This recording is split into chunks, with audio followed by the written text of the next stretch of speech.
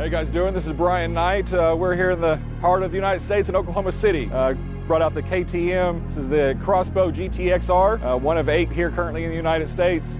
And we're gonna do something that hasn't been done before, a review of this car here in the United States. All the others have been over in Europe. So, and then at the end, we're gonna dispel some myths that are out there about this car and give you guys some of the real details about it. Have the car pinstriped on the KTM. You'll notice that the logos are both carbon fiber just like the car. So to kind of help it stand out a little bit, we use the same accent color, the light blue that's in there to accent that KTM and help it pop a little bit. Plan is in January, we're gonna send the car to Iros over in Las Vegas, where we're gonna build the motor, we're gonna build the transmission, we're gonna try to make it 1,200 horsepower in a 2,500 pound car.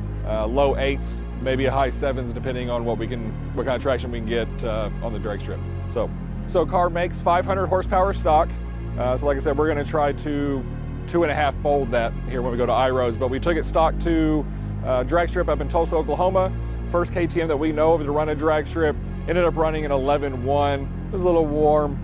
We also learned later that we didn't quite use the launch control correctly, and we need to add a little bit of E because it pulls timing. So hopefully we're gonna do that here in the next few weeks, redo it, and see what the car can do. Hopefully at high 10 is what I expect the car to be able to do.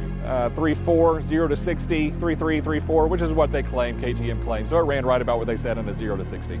To give you an idea of previous cars I've owned so you understand why I like this car so much, I've owned a Lamborghini Superleggera, I've owned a McLaren 765. Every car I've owned has been a track-focused version of whatever that manufacturer makes. And so what could I have that would be track-focused more than those? The KTM, which is basically their GT2 car for the street.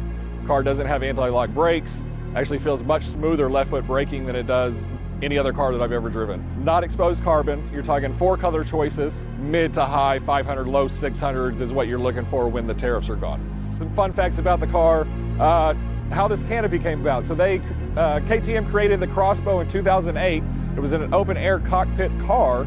You can go back and look at some pictures of that, but that's how they started. And they decided they wanted to get into some racing circuits. They needed a canopy or a closed cockpit. Well, they didn't want to change their monocoque that they had built and developed already that weighs only 90 kilos. And so they came up with this idea, which was, we're just going to create a cockpit like a fighter jet. And that's how that came about, is them not wanting to change their monocoque from their 2008 X-BOW. So there's literally no doors, you just step over the top and get on in.